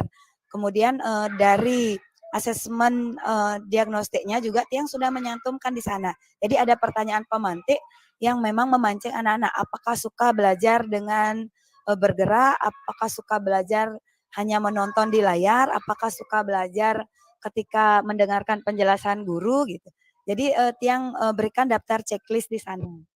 Nah, karena peserta didik yang memang kebanyakan ketika diajak belajar duduk manis, Tiang juga susah untuk duduk manis lama, itu susah, apalagi untuk JP pendidikan Pancasila itu 4 JP, jadi Tiang gunakanlah profil belajar untuk pengelompokan di materi keberagaman budaya. Kebetulan materi keberagaman budaya ini kan lumayan cakupannya luas karena se-Indonesia gitu, dan kebetulan juga Tiang sudah tempelkan beberapa media di dinding yang itu sifatnya akan ada terus di dinding. Jadi besoknya walaupun dia nggak belajar pendidikan Pancasila, jadi media tersebut masih ada di dinding untuk bisa diperhatikan, dilihat dari pakaian adatnya, tarian tradisionalnya, ataupun rumah adatnya. Nah, untuk dampaknya sendiri, ketika Tiang melaksanakan pembelajaran ini, peserta didik yang memang awalnya dia sukanya belajar dengan bergerak, jadi dia merasa terfasilitasi. Dia berlarian ke dinding sana, ke dinding sini untuk menentukan ini gambar keragaman budaya dari daerah mana sih? Oh ini rumah adat dari daerah mana sih? Jadi di sana antusiasnya terlihat. Jadi Tiang juga lihat anak-anak yang memang awalnya nggak bisa diam di kelas, mulai fokus dia belajarnya dan menyampaikan ke kelompoknya, ternyata ini dari Sumatera, oh ini ternyata dari Sulawesi gitu. Jadi ketika dia menemukan sendiri keragaman budaya yang dia cari di dinding, jadi Tiang rasa ingatannya jauh akan lebih melekat ketika memang gaya belajarnya kinestetik, tapi kita fasilitasi dengan penjelasan dari guru, mungkin agak menyimpang nanti. Sedangkan di sini di kurikulum Merdeka kita diharapkan bisa memfasilitasi keberagaman dari peserta didik. Nah itu dasar yang melaksanakan pengelompokan berdasarkan visual dan kinestetik. Jadi berdasarkan profil belajarnya. Kenapa tidak berdasarkan pemahaman awal atau minat dari peserta didik? Nah Tiang juga pernah mengelompokkan peserta didik berdasarkan kesiapan awal. Itu mungkin di materi-materi tertentu yang memang khusus untuk contoh misalnya di materi matematika yang memang kita perlu bagaimana sih dasar atau pemahaman awal anak-anak terkait materi yang akan kita ajarkan, yang sempat melaksanakan asesmen diagnostiknya sesuai dengan kesiapan awal dari peserta didik. Nah untuk di materi keragaman budaya yang gunakan profil belajar. Nah itu untuk pertanyaan yang pertama dari Pak Dewo. Nah untuk pertanyaan yang kedua, asesmen formatif yang gunakan dalam bentuk games di Wordwall. Nah apa yang disasar dan bagaimana tindak lanjutnya.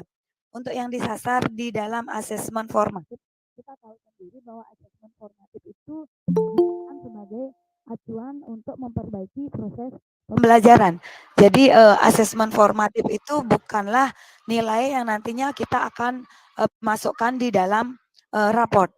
Jadi yang gunakan game Wordwall itu sebagai asesmen formatif untuk mengetahui tingkat materi yang Tiang berikan setelah Tiang lakukan berdiferensiasi proses dan produk.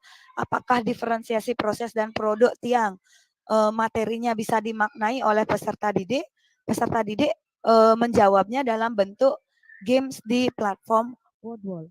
Nah untuk tindak lanjutnya sendiri Tiang sudah cek hasil dari peserta didik, kebetulan untuk di Wordwall sendiri kan biasanya terlihat hasilnya langsung. Kemudian leaderboardnya juga terlihat. Jadi yang langsung klarifikasi dengan anak-anak, hasilnya lumayan bagus sekali. Jadi anak-anak mendapat nilai 70 ke atas. Bahkan itu nilai benar-benar sesuai dengan KTP yang sebelumnya dirancang. Jadi Tiang anggap untuk asesmen formatif dengan platform Wordwall itu sangat bagus sekali hasilnya. Jadi anak-anak terlihat antusias dan hasil yang diraih juga maksimal menurut Tiang. Jadi Tiang dapat simpulkan di sana untuk tindak lanjutnya Tiang simpulkan bahwa pembelajaran itu bermakna, kemudian diferensiasi proses dan diferensiasi produk yang Tiang laksanakan bisa dimaknai oleh peserta didik, dan pembelajaran yang Tiang terapkan menggunakan metode diferensiasi proses produk dengan asesmen pengelompokan awal profil belajar itu yang anggap bagus untuk di-sharingkan dalam praktik baik hari ini.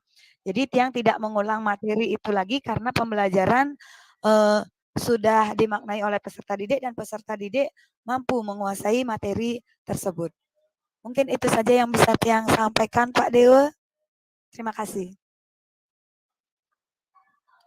Baik, terima kasih Ibu Setianingsi atas tanggapannya. Bagaimana Bapak Dewa Madeyuda? Luar biasa. Terima kasih Bu. Tadi sudah masuk ke penerapan kurikulum Merdeka ya. Jadi dari berbagai hal yang sudah diterapkan di awal, mengidentifikasi terkait dengan kesiapan itu sudah dilakukan untuk pembahasan-pembahasan tertentu ketika masuk ke sini menggunakan profil lagi. Jadi sudah dicoba diterapkan semua sesuai dengan kebutuhan. Salut sih untuk Ibu guru SD ya, banyak sekali mapelnya, ada matematika juga. Kalau saya nggak sanggup Bu untuk seperti itu. Luar biasa, terus semangat Bu ya. Terima kasih Pak Dewa. Baik, terima kasih Bapak Dewa Madayuda atas pertanyaan yang telah disampaikan. Baik Bapak Ibu, kita lanjutkan. Jika ada pertanyaan, kami persilahkan kembali.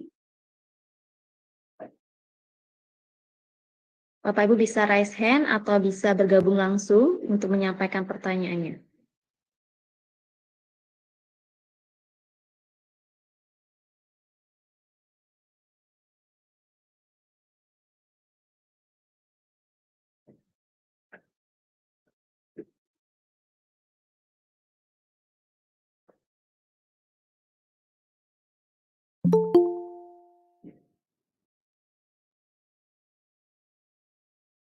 Baik Bapak Ibu, jika tidak ada pertanyaan lagi, maka kami cukupkan sesi diskusi pada materi sesi ketiga. Terima kasih banyak Bapak Ibu. Sebelumnya masih tetap ya berada di room webinar pada hari ini. Baik Bapak Ibu, demikianlah pemaparan materi dan juga diskusi untuk materi ketiga. Selanjutnya kita lanjutkan, yaitu ke pemaparan materi yang terakhir yang akan dipaparkan oleh narasumber kita yang keempat, yaitu Ibu Kusuma Dewi. Sebelumnya, mohon izin Bapak Ibu, saya menyampaikan secara singkat CV dari narasumber kita yang keempat, yaitu Ibu Kusuma Dewi. Jadi, Ibu Kusuma Dewi merupakan guru matematika di SMA Negeri 2 Banjar. Adapun pengalaman yang dimiliki oleh beliau yaitu yang pertama, beliau merupakan peserta pembatik tahun 2022, yaitu sampai dengan pada level 3. Kemudian di tahun ini beliau juga merupakan peserta pembatik tahun 2023 dan sudah sampai pada tahap level 4. Ya, luar biasa sekali ya Bapak Ibu. Bukan suatu perjuangan yang mudah tentunya untuk berada di level 4 ini. Kemudian beliau juga merupakan peserta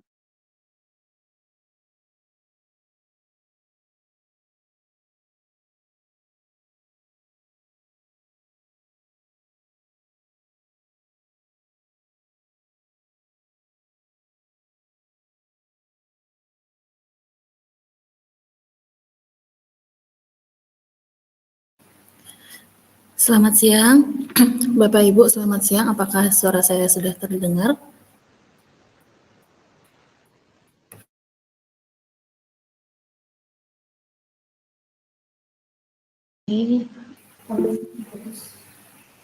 Selamat siang, Bapak Ibu. Siang, Bu. Selamat siang, Bu. Siang. Oh ya, oke. Saya izin share screen ya, Bapak Ibu ya.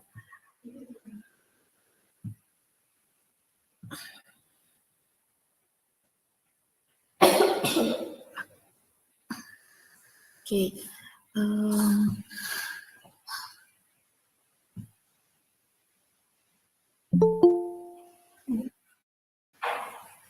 Apakah sudah terlihat, Bapak Ibu?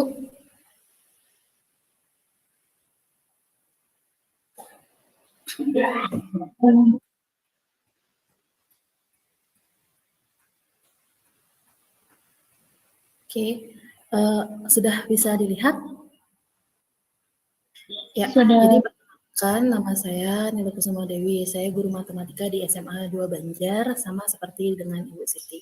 Nah, kali ini, di pengimbasan kali ini saya mengambil tema yaitu Expo, di mana Expo itu berarti eksplorasi, exploration, exhibition, potential, trial, dan error. Nah, untuk yang pertama yaitu exhibition. Di exhibition itu adalah yang saya lakukan itu adalah untuk menggali atau melakukan analisis diagnosis pada siswa. Nah, di sini ada video singkat kegiatannya itu di mana saya memberikan pancingan ataupun apa ya istilahnya ingin mengetahui sejauh mana mereka tahu tentang materi yang akan saya ajarkan seperti itu. Jadi ini analisis diagnosis yang berhubungan dengan materi langsung. Nah, di eksplorasi ini kita bisa melihat kemampuan siswa atau dasar dari kemampuan siswa untuk mengikuti pembelajaran kita. Nah, kebetulan materi yang saya ambil itu adalah bilangan eksponensial atau bilangan berpangkat yang harusnya mereka sudah pahami sebelumnya di SMP seperti itu. Nah, jadi saya memberikan mereka semacam kupon, di mana kupon itu berisi sebuah nilainya itu berisi sebuah bilangan eksponen, di mana mereka bertugas untuk mencari pasangannya yang memiliki nilai yang sama dengan kupon yang mereka bawa. Seperti itu. Jadi di awal pembelajaran ya kita sedikit bermain juga. Terus untuk yang selanjutnya itu ada exhibition. Exhibition itu seperti suatu pertunjukan ya, kalau dalam fotografi itu adalah suatu pertunjukan. Jadi pertunjukan yang saya maksud di sini adalah mereka menunjukkan apa yang mereka bisa, apa yang mereka dapatkan. Nah, ini juga ada contohnya. Jadi mereka bisa menunjukkan apa yang mereka tahu seperti ini tahu. Dengan kita tahu bahwa mereka sudah berani untuk tampil, berani untuk membuat keputusan untuk berbicara, itu adalah sesuatu yang bagus untuk di awal. Kenapa saya bilang seperti itu? Karena kebetulan saya mengajar kelas 10, jadi saya belum tahu nih siswa saya itu akan seperti apa, seperti itu. Terus potensial, di potensial ini untuk saya memberikan siswa itu membagi siswa menjadi beberapa kelompok, di mana berdasarkan analisis diagnostik saya membagi siswa yang memiliki kemampuan lebih menjadi top sebaya. Kebetulan mereka bisa membawa handphone, jadi saat saya membagikan LKPD ataupun materinya atau soal-soal pematik yang saya berikan melalui LKPD itu, siswa ada yang langsung mencari di YouTube, ada yang langsung membuka buku dengan mencari informasi di sana, dan lain sebagainya. Jadi saya melihat bahwa siswa itu memang sangat aktif, dan mereka tahu harus apa dengan soal-soal yang ada. Terus ada juga siswa yang langsung bertanya, Ibu, ini maksudnya seperti apa ya? Seperti itu. Jadi mereka mungkin butuh penjelasan dulu dari saya untuk melakukan kegiatan selanjutnya. Jadi di sana kita bisa menggali potensi-potensi yang ada pada siswa. Terus yang terakhir yaitu trial and error. Nah, trial and error ini tidak akan bisa lepas dari pembelajaran matematika menurut saya, karena mereka harus mencoba dan tahu dulu kalau misalnya mereka itu benar atau salah, baru mereka akan mengerti tentang sesuatu. Nah, sebelumnya di kegiatan pembelajaran ini saya menggunakan aplikasi Lumi, jadi ada materi yang ada di sana dan juga ada game sebagai tes formatif. Jadi gamenya itu adalah match seperti itu. Jadi mereka mencari nilai yang sama. Sebenarnya sama untuk yang di awal juga seperti itu di analisis diagnostik. Terus kuisnya pun hampir mirip seperti ini. Nah, tujuannya apa? Setelah mereka mendapatkan kegiatan pembelajaran, apakah mereka akan paham dan dapat menyelesaikan kuis ini dengan baik, seperti itu. Oke, mungkin sekian ya pemaparan materi yang dapat saya sampaikan. Jadi saya menggunakan proses pembelajaran atau kegiatan pembelajaran yang saya sebut sebagai expo, yaitu exploration, exhibition, potential, trial, dan error. Oke, sekian Ibu narasumber dan juga Bapak Ibu sekalian. Ya, saya izin untuk mengakhiri share screen saya.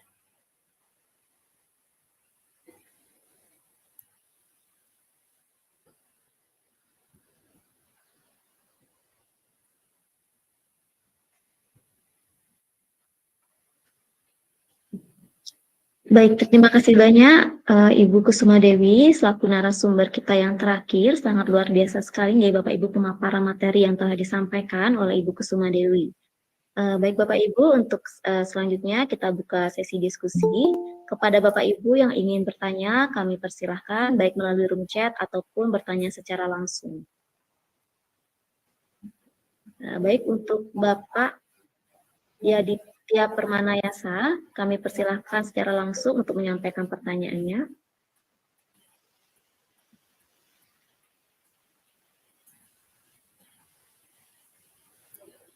Bagaimana Bapak Yaditya? Apakah ada pertanyaan? Karena di sini melakukan raise hand.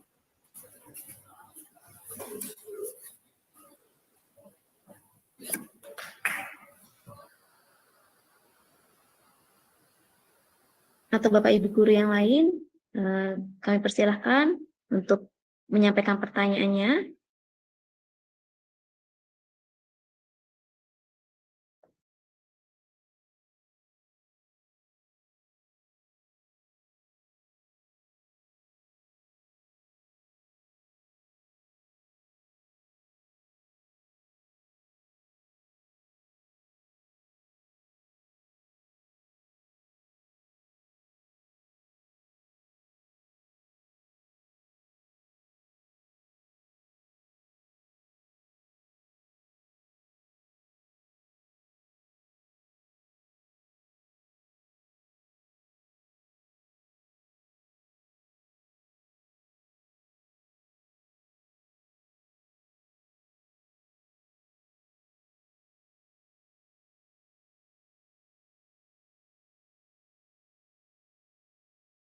Baik Bapak Ibu, bagaimana? Apa ada pertanyaan?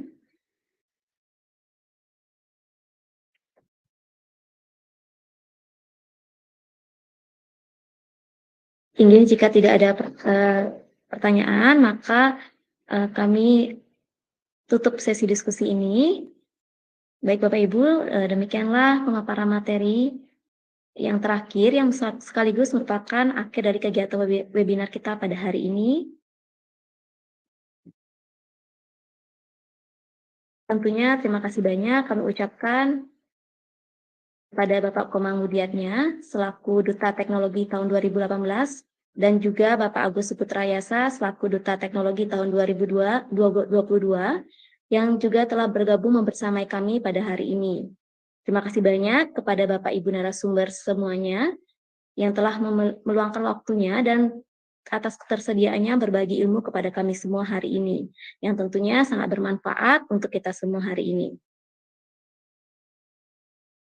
Ya, ini ada yang raise hand. Ya, mungkin salah pencet nih.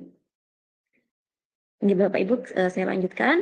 Terima kasih Bapak Ibu peserta webinar pada hari ini yang telah bergabung, tentunya yang telah meluangkan waktunya Bapak Ibu pada hari ini di sela-sela padatnya kegiatan, yang tentunya ikut berbagi sharing ya bersama kami di sini dalam serangkaian kegiatan webinar Bisik Pembatik tahun 2023.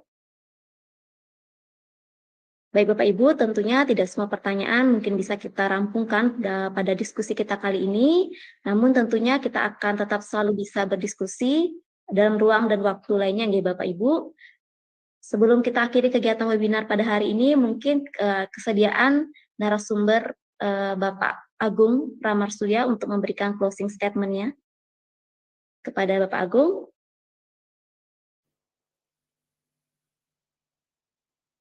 Dipersilahkan untuk menyampaikan closing statement terkait webinar pada hari ini. Cek, oke. Cek, terima kasih. Suara saya sudah terdengar nggih? Ini sudah Bapak. Oke. Ya, pertama-tama saya ucapkan terima kasih kepada Bapak Ibu, mulai dari Bapak Komang Mudiatnya sebagai Duta Teknologi yang sudah bersedia untuk membuka webinar ini, dan Bapak Agus Suputrayasa yang sudah membantu kami, membimbing kami untuk bisa melaksanakan webinar di platform Merdeka Mengajar, dan Bapak Ibu peserta webinar yang hari ini sudah bersedia untuk mengikuti dan menghadiri kegiatan webinar dalam bentuk Google Meet ini. Jadi saya mewakili narasumber serta Ibu Desa mengucapkan terima kasih sebesar-besarnya, dan apapun itu bagi Bapak Ibu silakan kita bersama-sama untuk saling berbagi, dan sesuai dengan judul webinar hari ini, di mana ada kolaborasi, yaitu berkolaborasi dan beraksi Jadi apapun itu, apapun ide yang Bapak Ibu miliki dalam proses pembelajaran, ada baiknya kita lakukan, dan kita harus beraksi. Karena tanpa beraksi, sebuah ide hanyalah sebuah ide saja, tidak bisa diterapkan dimanapun. Ya, seperti itu. Dan sebelum saya kembalikan waktunya kepada moderator, boleh Bapak Ibu peserta untuk meng-on-cam-kan kameranya. Jadi kita melakukan sesi foto bersama terlebih dahulu. Oke. Jadi mohon izin untuk kita melakukan sesi foto bersama terlebih dahulu.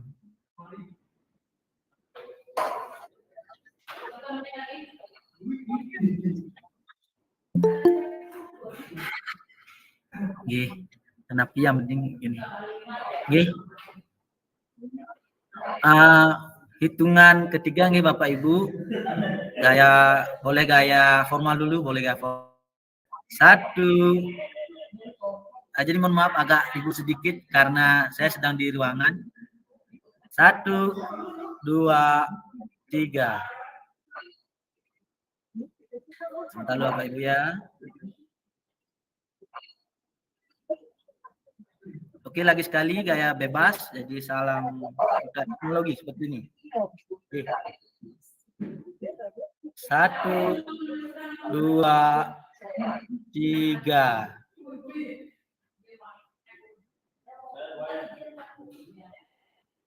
Ya, terima kasih Bapak Ibu. Tepuk tangan untuk kita semua. Waktu saya kembalikan ke moderator. Terima kasih. Terima kasih Bapak Agung atas closing statement-nya sangat luar biasa sekali, dan terima kasih sekali lagi kami ucapkan kepada Bapak Ibu narasumber yang luar biasa dan penuh dengan inspirasi. Semoga dilancarkan dalam mengikuti serangkaian kegiatan pembatik level 4-nya Bapak Ibu. Akhir kata, saya Desa Nyoman Inten Kencana Adi bersama tim kerabat kerja lainnya mohon undur diri. Om Santi Santi Santi Om. Wassalamualaikum warahmatullahi wabarakatuh. Shalom, namo buddhaya, salam kebajikan, dan salam sejahtera untuk kita semua. Sampai jumpa, selamat siang, dan selamat beraktivitas kembali nih Bapak Ibu. Untuk link presensi sudah kami sampaikan melalui room chat.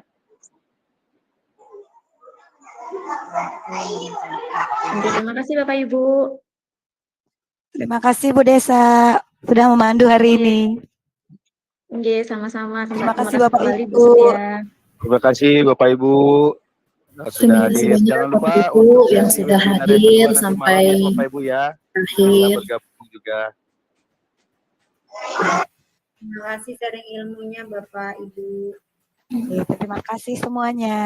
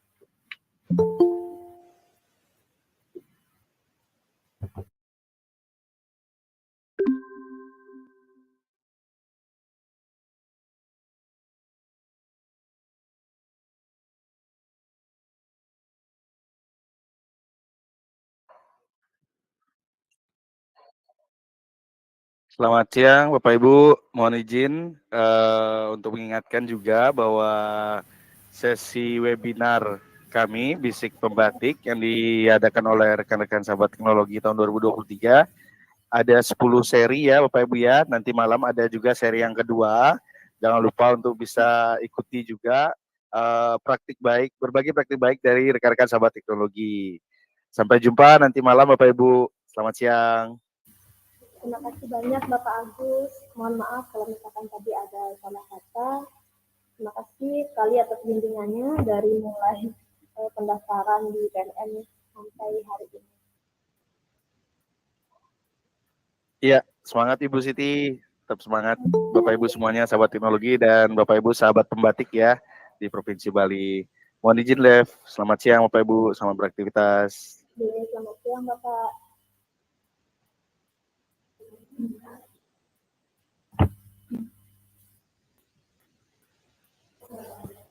Terima kasih Bapak Ibu. Sudah boleh live. Yang hentikan rekamannya ya. Terima kasih banyak Bu Tia. Sama-sama Bu Siti, Tiang yang terima kasih banyak Niki. Terima kasih Bu Made. Ya, terima kasih kembali Bu Kusuma.